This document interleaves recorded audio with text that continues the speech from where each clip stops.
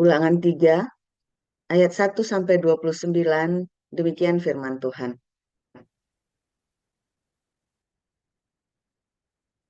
Kemudian beloklah kita dan maju ke arah Basan. Dan Og, Raja Basan, dengan seluruh tentaranya, maju mendatangi kita untuk berperang di Edrei.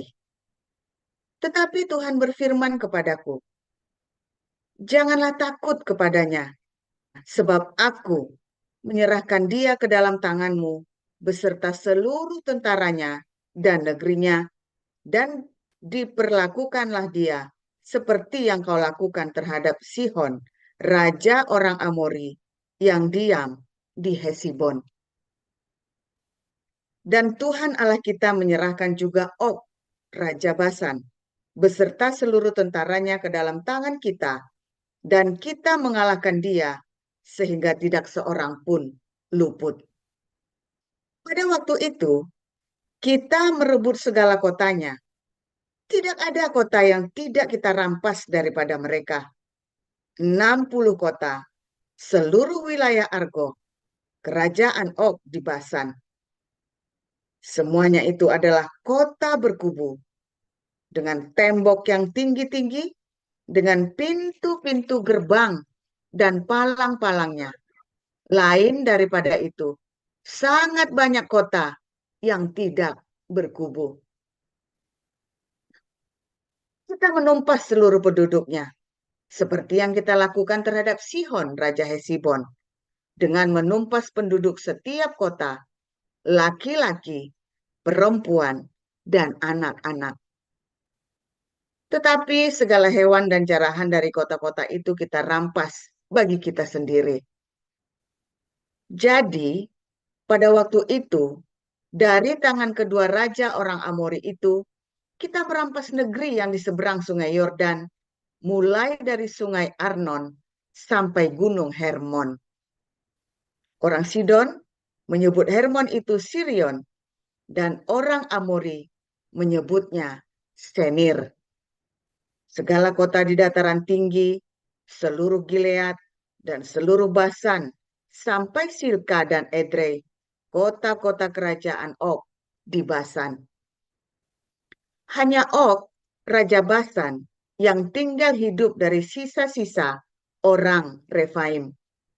Sesungguhnya, ranjangnya adalah ranjang dari besi. Bukankah itu masih ada di kota Raba Bani Amon? 9 hasta panjangnya dan 4 hasta lebarnya, menurut hasta biasa.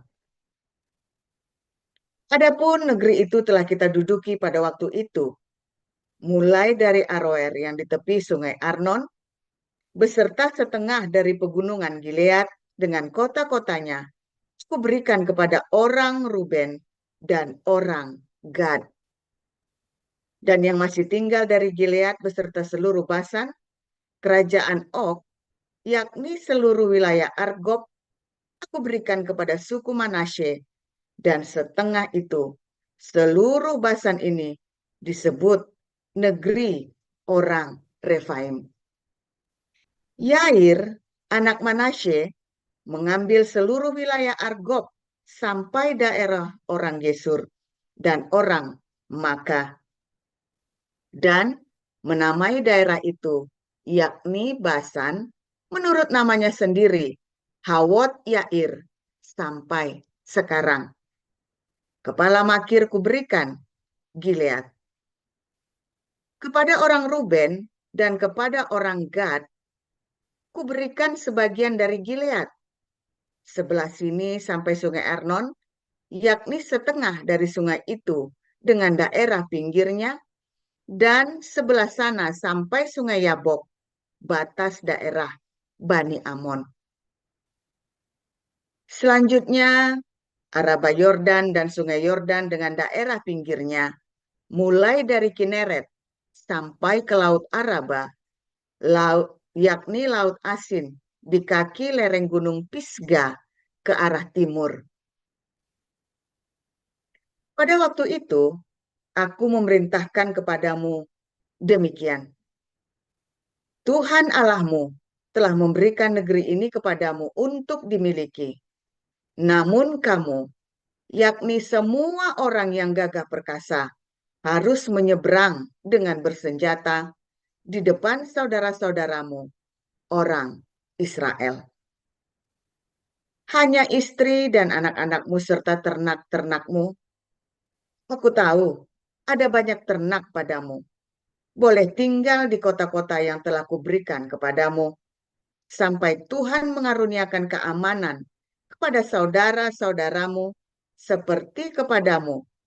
Dan mereka pun memiliki negeri yang diberikan Tuhan Allahmu kepada mereka di seberang sungai Yordan. Sesudah itu bolehlah kamu pulang, masing-masing ke tanah miliknya yang telah kuberikan kepadamu. Dan kepada Yosua, kuperintahkan pada waktu itu demikian.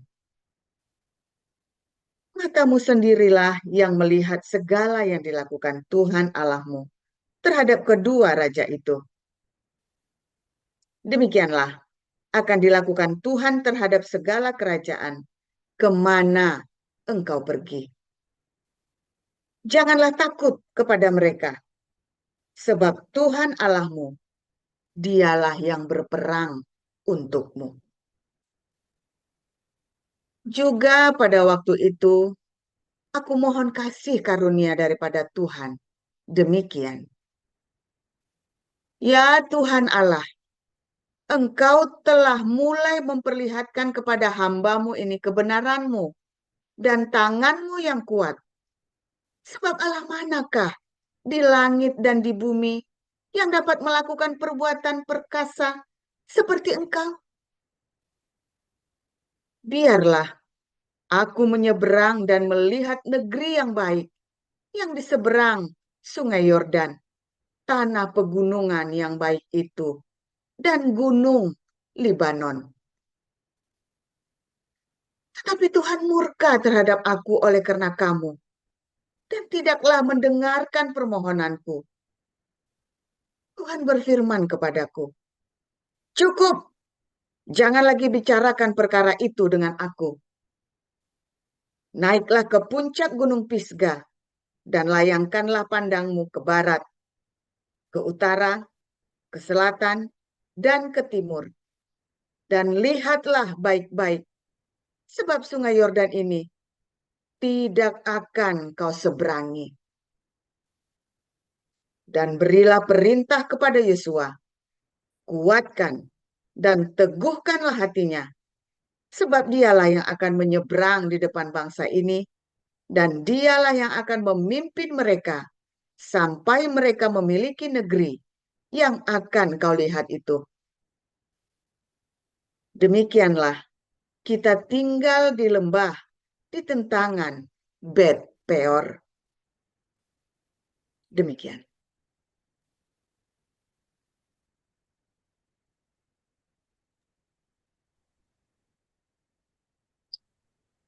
Satu Korintus 9 ayat 1 sampai 27. Bukankah aku rasul? Bukankah aku orang bebas? Bukankah aku telah melihat Yesus Tuhan kita? Bukankah kamu adalah buah pekerjaanku dalam Tuhan?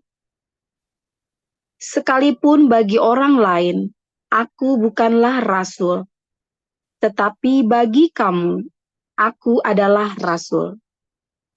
Sebab hidupmu dalam Tuhan adalah materai dari kerasulanku. Inilah pembelaanku terhadap mereka yang mengeritik aku. Tidakkah kami mempunyai hak untuk makan dan minum? Tidakkah kami mempunyai hak untuk membawa seorang istri Kristen dalam perjalanan kami, seperti yang dilakukan rasul-rasul lain dan saudara-saudara Tuhan dan Kefas? Atau hanya aku dan Barnabas sajakah yang tidak mempunyai hak untuk dibebaskan dari pekerjaan tangan?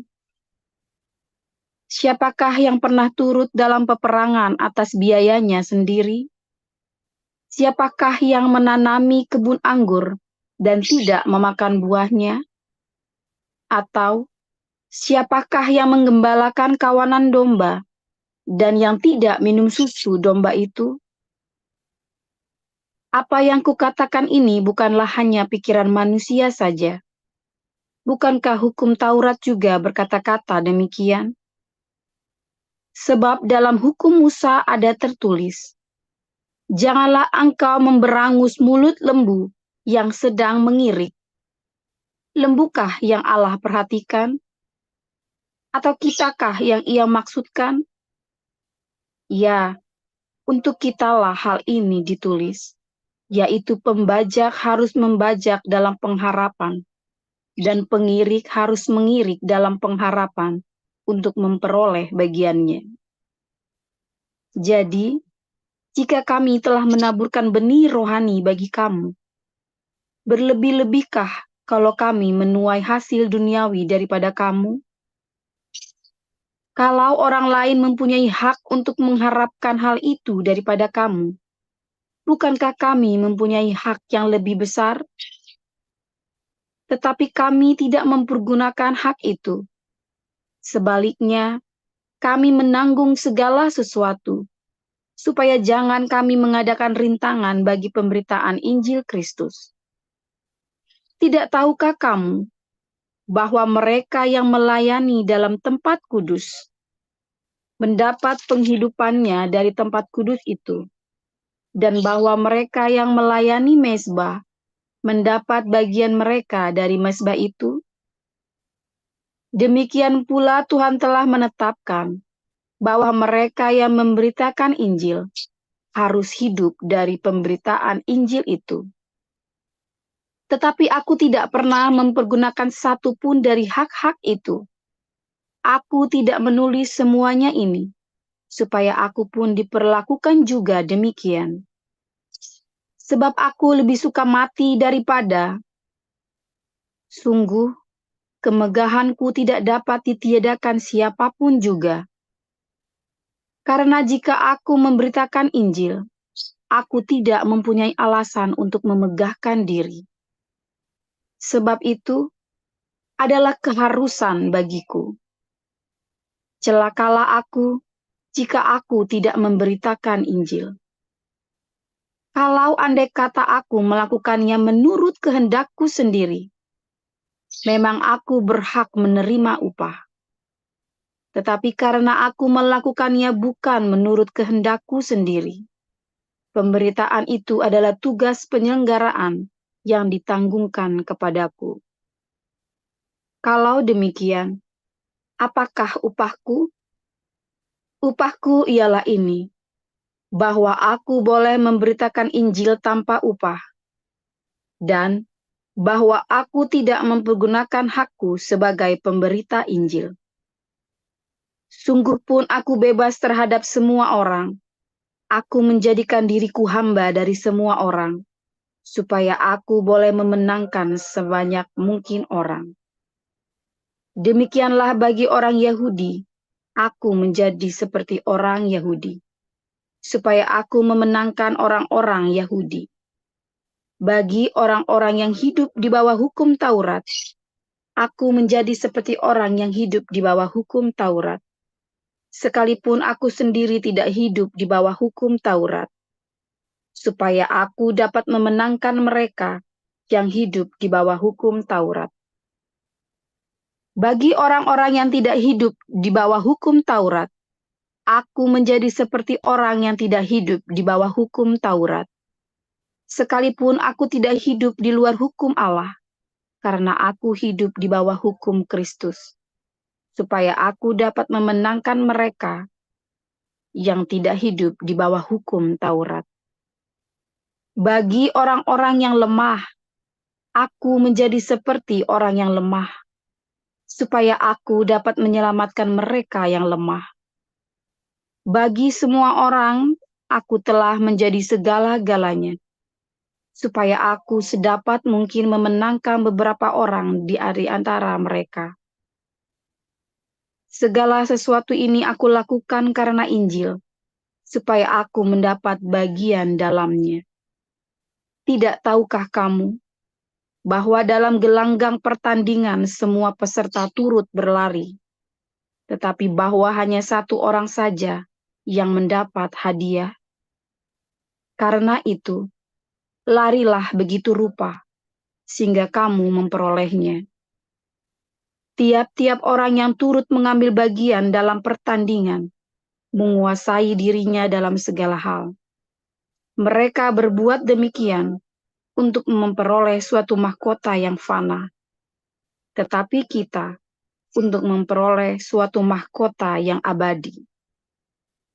Sebab itu, aku tidak berlari tanpa tujuan, dan aku bukan petinju yang sembarangan saja memukul, tetapi aku melatih tubuhku dan menguasai seluruhnya, supaya sesudah memberitakan Injil kepada orang lain, jangan aku sendiri ditolak.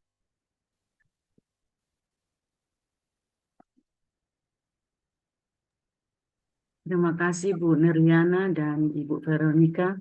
Kita akan masuki renungan embun pagi oleh Pastor Joseph Pauljang dengan judul Ditolak. Silakan Pak Paul.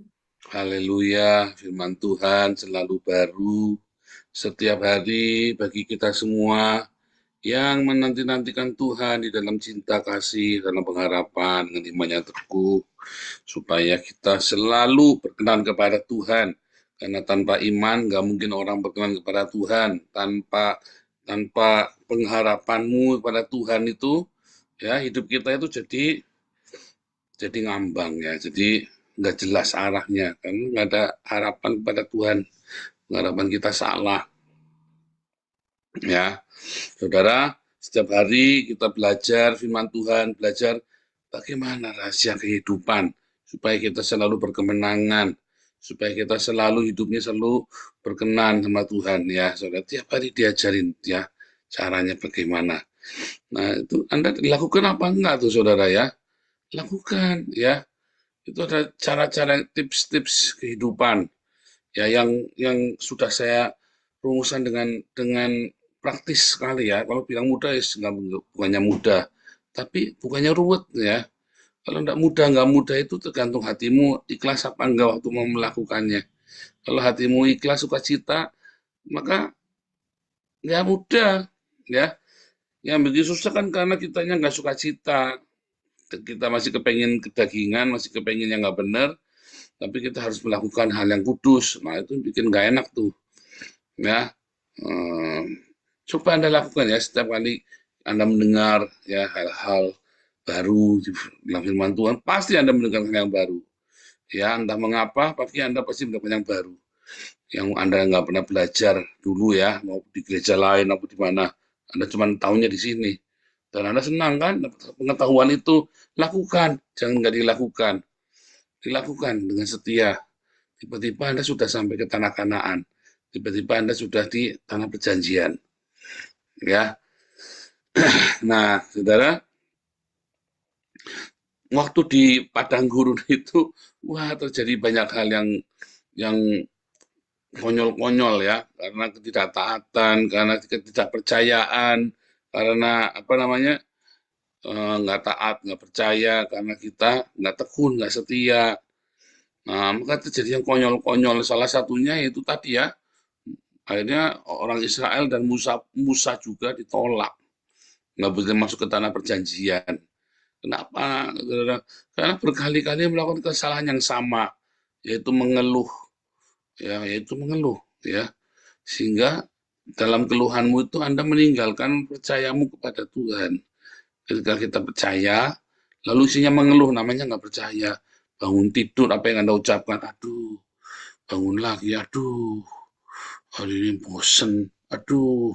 Anda tidak mengucapkan syukur, tapi malah aduh, ya, penuh dengan keluhan hidupmu tiap kali bangun itu ya. Siapa yang masih begitu bangun tidur itu Anda bangun tidur bukannya Anda mengucap syukur malah ngeluh. Mau makan bukannya mengucap syukur, habisnya terima kasih Tuhan, terus ya ayam lagi, pengennya ontak. Nggak ada ucapan syukurnya itu loh Anda itu ya. Nah itu karena apa? Ya karena hati kita jahat ya. Hati kita jahat. Sehingga kita nggak mengucap syukur. Kita mengeluh.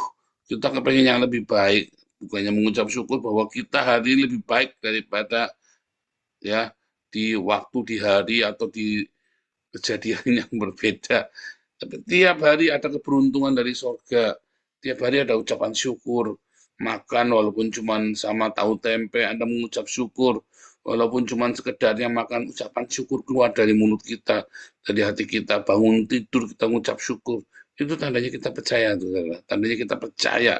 Sebab begitu Anda nggak mengucap syukur dalam keseharianmu, itu tanda kamu nggak percaya, saudara. Gampang sekali ya. Kalau Anda ngamatin orang ya, yang suka mengeluh ini orang nggak belum di dalam belum iman, belum naruh iman percayanya pada Tuhan. Orang suka ngeluh gitu ya. Anda ngamatin ada yang suka ngeluh, suka ngomel-ngomel, ngedumel gitu ya. Dia iman percaya belum sama Tuhan. Kalau dia sudah sama Tuhan, maka akan ada ucapan syukur senantiasa dari hidupnya, saudara. Mengapa dia mengucap syukur? Ya karena dia lihat dengan iman percaya itu kebaikan Tuhan. Gampang banget. Ya kan, karena dia melihat. Dan orang-orang yang melakukan firman Tuhan, dia akan selalu melihat kebaikan Tuhan. Sekalipun di padang gurun. Makanya padang gurun itu, ketika kita di padang gurun itu memunculkan manusia, karakter kita, di padang gurun itu Anda tuh kan watak aslimu keluar semua. Kamu sekarang ini kalau bukan di padang gurun, kamu bisa berpura-pura. Di padang gurun, kamu nggak bisa pura-pura loh, saudara. Nggak bisa pura-pura, kita watak asli kita keluar. Padang gurun itu membuat watak sifat dasar kita keluar, yang asli-asli, nggak bisa pura-pura. Nah, di dalam yang asli itu kita sadar, aduh, aku ini nggak benar hidupnya. Anda bertobat. Kalau Anda nggak benar, Anda bertobat. Kalau tahu di padang gurun itu disingkapkan sifat aslimu itu, bertobat, saudara. Makanya perlunya adanya pencatatan jurnal ya dalam di padang gurun itu. Ya, kalau Anda tidak terbiasa dengan mengintrospeksi diri, Anda perlu catatan. Ya, perlu catatan. Cuma masalah yang dicatat itu jangan yang baik-baik. Tok, yang dicatat itu semua yang baik-baik ya, untuk menunjukkan kamu orang baik. Yang tidak baik nggak pernah ditulis. Akhirnya kita jadi orang munafik. Ya kan? Anak-anak kita juga nggak belajar apa-apa karena tidak ada pencatatan. Saya waktu di padang gurun saya catat satu-satu. Terus ketika dalam banyak kesempatan saya ngomongin anak-anak saya ya, dulu kita ngalamin begini, ingat nggak? Tuhan baik, Tuhan tolong kita. Dulu kita ngalamin begini, harusnya kita sudah jadi gembel. Oh, harusnya kita udah mati. Oh, harusnya kita udah lontang lantung. Tapi Tuhan tolong ya. Nah, terus kita ajarin kepada anak-anak itu, saudara. Pencatatan padang gurun sejarah. Dalam padang gurun itu kamu harus catat, kamu ingat-ingat. Karena ini berupa apa? Pola. Ada suatu pola selalu kan? Selalu ada pola. Catat. Nah, kita balik lagi. Jangan sampai hidupmu kamu ditolak gara-gara kamu mengeluh. Siapa di sini yang suka mengeluh tiap hari? Hati-hati, saudara. Jangan-jangan nanti kamu ditolak dari kerajaan surga. Karena hidup kamu penuh dengan keluhan, bukan ucapan syukur. Walaupun kamu pendeta sekalipun. Karena dia tidak melihat yang baik dari surga, melihatnya yang baik, nggak baik terus. Ya, tapi saya tahu ya, seringkali ya kita kan dimanipulasi oleh orang lain ya, sehingga kita marah. Nah, makanya itulah hikmat, gunanya hikmat, bedanya cinta dengan dengan hawa nafsu. Kalau kamu mengasihi tetapi dengan pamrih, dengan hawa nafsu, maka kamu akan dimanipulasi orang lain cintamu itu, belas kasihanmu itu. Makanya kita selalu patuhinlah standar operasional prosedur supaya kita jangan di-abuse oleh orang-orang yang kurang ajar cintanya kita. Itu yang seringkali justru menjadi penyebab utama. Kayak Musa ini kan penyebab utamanya karena justru karena orang lain yang memberontak. Dianya kepancing ke bawah. Kasihan ya. Anda kalau lihat orang pemimpin begitu ya, kayak Paulus ya, aku melatih diriku sedemikian rupa supaya jangan aku memberitakan Injil, aku sendiri ditolak. Artinya apa? Hati-hati saudara, jangan sampai kamu memberitakan Injil, jangan sampai kamu bicara Yesus, Yesus, Yesus, tapi hidupmu sendiri tidak mencerminkan Yesus. Karena ketika hidupmu sudah mencerminkan Yesus, ya, maka dengan sendirinya kamu akan menarik banyak orang, membawa banyak orang datang kepada Tuhan Yesus. Banyak jiwa-jiwa diselamatkan, banyak orang-orang diajarkan dengan benar melalui teladan hidupmu. Teladanilah aku seperti aku meneladani Kristus. Ya, begitu saudara. Anda harus bilang sama depan anakmu, ikutin papa mama nih, ikutin teladan papa mama. Belajar saudara. Terakhir ya saudara ya. Ketika kita sudah ya, jangan gara-gara orang lain. Jangan sampai gara-gara orang lain Anda malah masuk ke dalam pencobaan yang tidak semestinya. Artinya apa, saudara? Tiap hari, ya, jangan menyalah-nyalahkan orang lain. Anda selalu ingat bahwa itu bukan salahnya orang lain, tapi kita sendiri yang bikin. Ya, setiap kali kita baik dalam hidup itu bukan kesalahannya orang lain. Kelihatannya kesalahan orang lain, tetapi itu sebuah konsekuensi. Apapun, ya. Kenapa? Karena mereka itu adalah cerminmu. Seperti apa mereka, itulah kamu. Makanya kalau orang-orang ya yang pemarah akan dikumpulin dengan orang-orang yang suka marah, orang-orang pengkhianat dikumpulin dengan orang-orang yang suka berkhianat, orang-orang yang suka nipu dikumpulin dengan orang yang suka nipu. Karena itu cerminnya kamu. Kamu nggak usah nyalain orang lain. Kamu nggak usah nyalain orang lain. Introspeksi saja sendiri. Sepele ya. Introspeksi sendiri nggak usah nyalain orang lain. Tapi tidak ada yang lakukan. Bahwa ini salahnya itu, ini salah suamiku, ini salah istriku, ini salah orang tuaku, ini salah.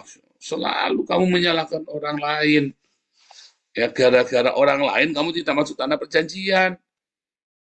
Tetapi kalau kita tidak menyalahkan orang lain, kita belajar. Ya, aku salah, aku minta ampun Tuhan. Kalau kita di dalam pengakuan itu ada, Tuhan akan rubahkan hidup karakter kita.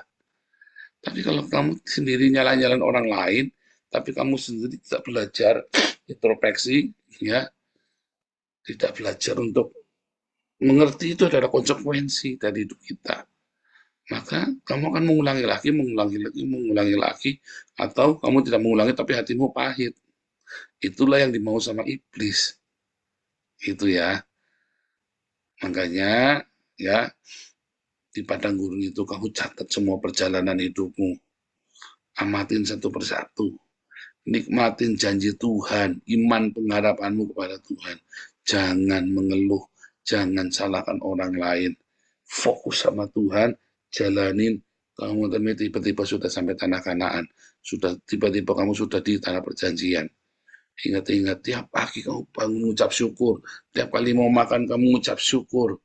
Mengucap syukur, doa nggak panjang-panjang. Mengucap syukur itu kamu menghadirkan makanan, hatimu melimpah dengan ucapan syukur. Aduh, terima kasih Tuhan bisa makan. Sekalipun cuma makanannya nasi adem. Ya, itu rahasianya. Tiba-tiba kamu sudah hidupmu dipenuhi sukacita dan sejahtera. Tiba-tiba kamu sudah nyampe dalam tanah perjanjianmu, saudara. Ya, tempatnya susu dan madu. Tuhan Yesus memberkati.